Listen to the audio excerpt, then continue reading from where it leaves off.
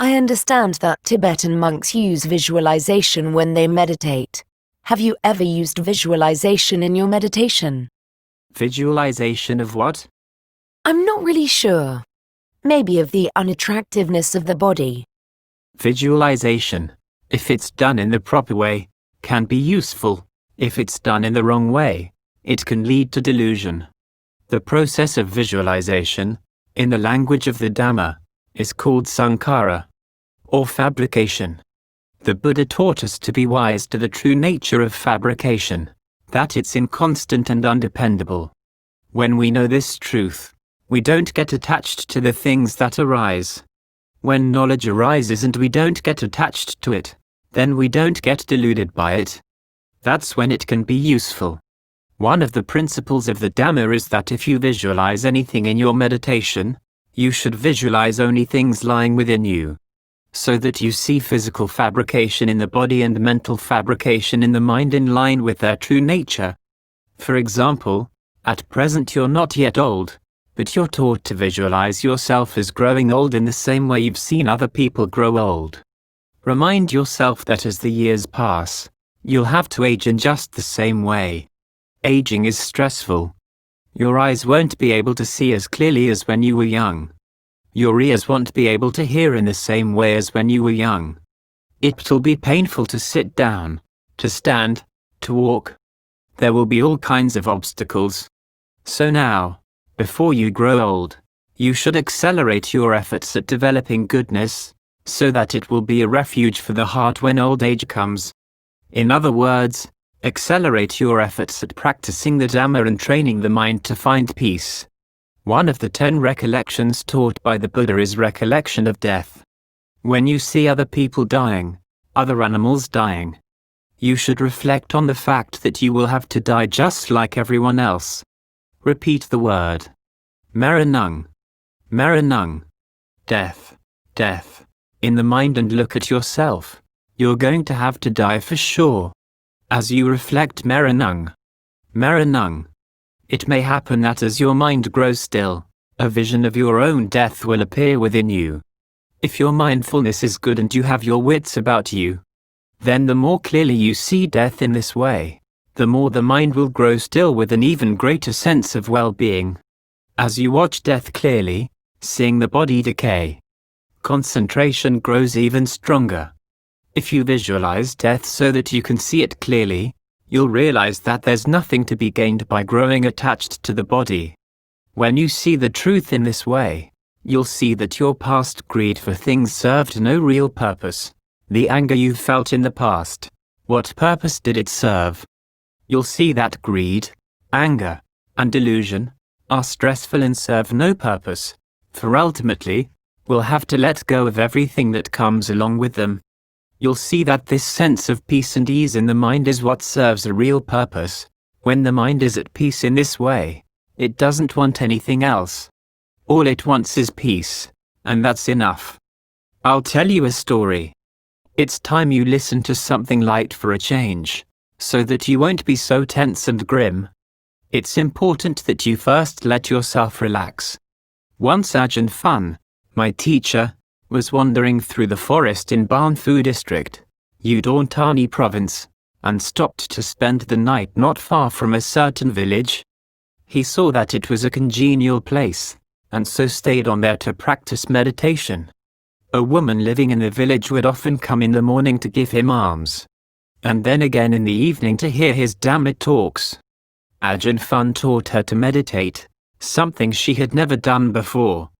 It so happened that she was afraid of ghosts. Wherever she went, she was afraid of ghosts. And so she never went anywhere alone. Especially at night, she was really afraid. When Ajaan Suwat taught her to meditate, she didn't want to, because she was afraid that she'd see a corpse or a ghost. On following days, Ajaan Suwat asked her how her meditation was going, and she couldn't answer him because she hadn't meditated. After a while she began to feel embarrassed. He keeps teaching me to meditate and yet all I do is hold on to my fear of ghosts. So she decided, whatever may happen, I'm going to meditate. So she started to meditate. At first she simply focused on repeating the word Bhutto, as she watched her breath come in and out. As her mind began to relax, it began to drift a bit and a vision arose. She saw a corpse lying stretched out in front of her. When she saw the corpse, she began to feel afraid. Then the corpse moved in so that it was lying on her lap. With the corpse on her lap, she couldn't get up to run away. And that's when she remembered her Bhutto. She wanted Bhutto to come and help her.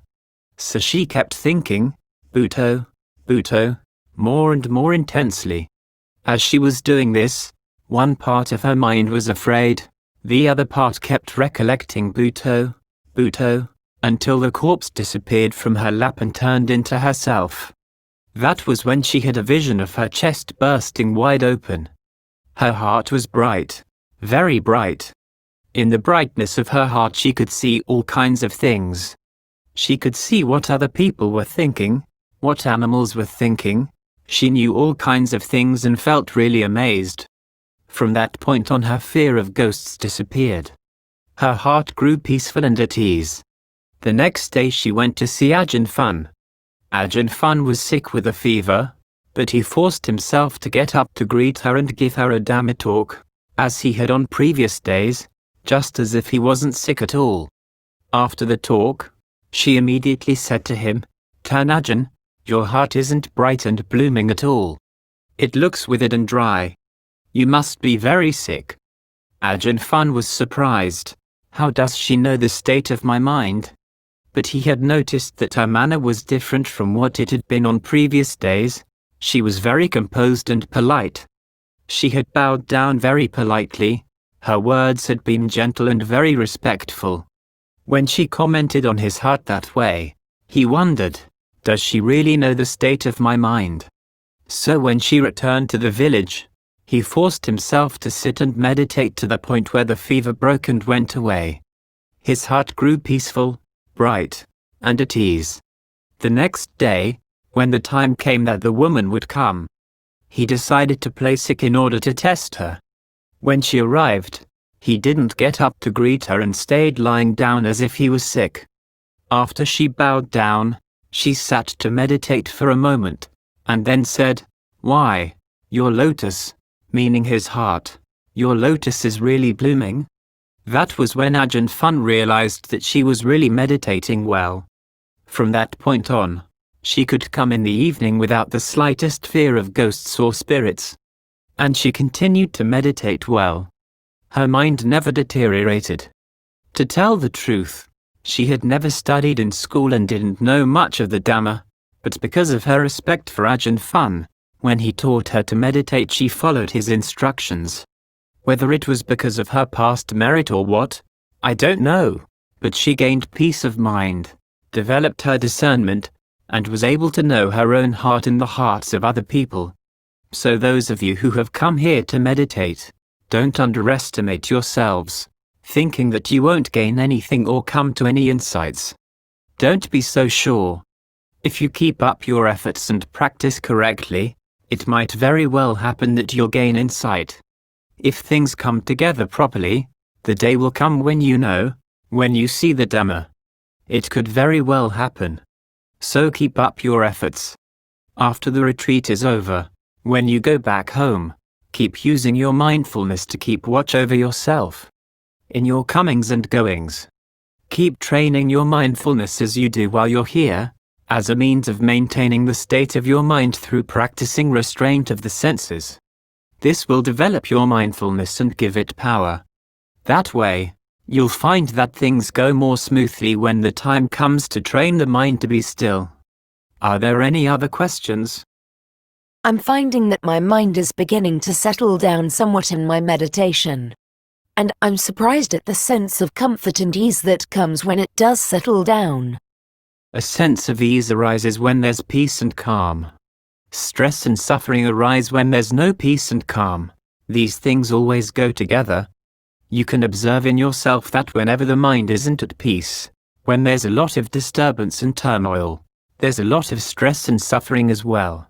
When there's only a little disturbance, there's only a little stress and suffering. When there's a lot of peace, there's a lot of ease. If you're observant, you'll notice that wherever there's peace, there's also a sense of comfort and ease. You can compare it to a nation at peace, with no war, no strife, no conflicts, no crime. That nation will have the sense of ease that comes with being at peace. If a family lives in harmony, with no quarreling, that family will have the sense of ease that comes with being at peace. If the body is free from disease, strong enough to be used for whatever work you want to do, it's called a body at peace, and has the sense of ease that comes with being at peace. If the mind isn't disturbed by the defilements that would put it into a turmoil, it's at peace in line with its nature. Even Nibbana is peace, a peace that lasts and can never be disturbed. That's why Nibbana is the ultimate ease. When I meditate and see the changes in my body and mind, there seems to be one part of the mind that's simply the observer, which doesn't change along with the things it watches. When I catch sight of this observer, this sense of awareness, what should I do next? One part of the mind is fabrication. As for this sense of awareness itself, this is very important. We should try to know fabrications in line with their true nature. These things are inconstant, and so we should know their inconstancy. These things change and grow. When they appear, we should know that they are appearing. When they disappear, we should know that they're disappearing. When we know the appearing and disappearing of fabrications, we'll realize, before we didn't understand fabrications, which was why we felt desire for them. We thought they would make us happy. But fabrications are inconstant. They arise and change in this way and so serve no real purpose at all. We've struggled to acquire them for a long, long time, but have never gained enough happiness from them to satisfy our wants. But when we train the mind so that our sense of awareness knows in this way, we gain a sense of peace, happiness, satisfaction. This sense of happiness doesn't involve any struggle, doesn't depend on anyone else at all. When we experience this sense of peace and ease, we'll gain discernment and insight. We'll see the sense of peace and ease coming when our discernment is wise to the nature of fabrications and can cleanse the mind so that it feels no greed for fabrications. The mind then becomes clean and pure. Is this sense of awareness the self? Here we're taught that there is no self, and so I'm confused. Don't be in a hurry to label this sense of awareness self or not self. The discernment that makes us aware of every aspect of fabrication will tell us on its own in line with the truth. It's the same as when you fix food. As you're fixing it, don't ask what the taste is like or where it resides. At that moment you can't tell where the taste is. But once you've fixed it and eaten it, you'll know the taste and where it lies. In the same way, this issue of self and not self is very refined. When you've practiced until you've reached that level, it'll be clear to you in the same way that the taste of food is clear to you when it touches your tongue. You know immediately, for the nature of these things is to know on their own. Our job at present is to know the process of fabrication as it appears in the body and mind. We shouldn't let ourselves be deluded by the fabrications of the body. We should know their true nature. The same holds true with the mental fabrications, issues of good and bad, that affect the mind. We shouldn't be deluded by them, shouldn't fall for them. When we're wise to them and can't be fooled by them, we'll gain the discernment that puts an end to suffering and stress because we're no longer misled by what fabrication keeps telling us. For instance, when the eye sees a beautiful form, a form that we've liked in the past, we tend to fall for it. We want it. This greed of ours creates a disturbance, defiles the mind all over again. When the ear hears a beautiful sound we've liked, that we've fallen for in the past, the process of fabrication will make us like it again. Greed arises, desire arises, the mind gets disturbed all over again. When a good smell comes into the nose, we fall for it. When the tongue touches a flavor we like, we fall for it again. When our mindfulness and alertness aren't up on what's happening, we like these things. We fall for them. We search for them. This is what gives rise to craving in the mind. the origination of suffering and stress. And so we suffer. For this reason, our discernment has to be fully aware of this aspect of fabrication as well. Once discernment is trained, then when we see a form, hear a sound, smell an aroma, taste a flavor, we can recall that these things are fabrications. They are inconstant. When fabrication is inconstant, the pleasure that comes from fabrication is undependable. We shouldn't get carried away by the pleasures that come from those fabrications. Otherwise, when they change, we'll keep experiencing pain again and again until those fabrications have disappeared. When they disappear, we struggle to gain them again, come into conflict with other people again, fall out with them, quarrel with them, develop animosities, develop bad karma with them, all because we've fallen for fabrications. So we have to reflect on the fact that fabrications are inconstant. We shouldn't latch onto them, grow attached to them, or fall for them so much. Just now while I was meditating, I had this feeling that the body was simply sitting there on its own, breathing all on its own, and the mind seemed to be something separate. It separated out for a moment, and then came back into the body. When the mind separates out in this way, is it the first step in contemplating the body? There wasn't any pain, was there? No, no pain at all. It was as if the body didn't have to rely on the mind. It kept breathing on its own, while the mind was something separate. That's because your mindfulness was good. You weren't holding on to the body. You were able to let go, so that feelings weren't making contact with the mind. This is the way it always is with a quiet mind. A quiet mind like this is a really good thing to have. This is why monks go out meditating in the forest. When they grow sick, they don't suffer, and can instead find a great deal of bliss. They take their illness as a means of developing mindfulness, reminding themselves that it's not self, and so they shouldn't latch onto it. The mind is the mind, the feeling is not self. When you repeat the notion, not self, and then investigate the feeling, taking it apart, you can keep investigating until the mind grows quiet and at ease, with no suffering at all. The body grows light. The mind grows light, with a great deal of happiness. You begin to marvel and gain conviction in the practice, because you've seen a happiness that has arisen from within your very own heart. Suffering stops, even though the body may still be sick. So we should keep making an effort at training the mind, using various techniques to look after it so that it'll settle down and be still. That way we'll gain the strength that will help us when pain and discomfort arise in the heart. We'll have our hideout. For when we stay with this sense of stillness, we'll have an excellent hideout from danger.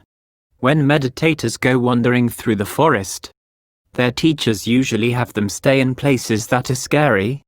If there's a place where tigers are known to frequent, the teachers will have their students go stay there. There are cases where meditators have gained mindfulness, gained concentration, gained rapture and ease, all from their fear of being eaten by tigers. But you have to be brave. Even though you may be afraid, you have to be brave at the same time. If you're simply afraid and run away instead of meditating, it won't accomplish anything.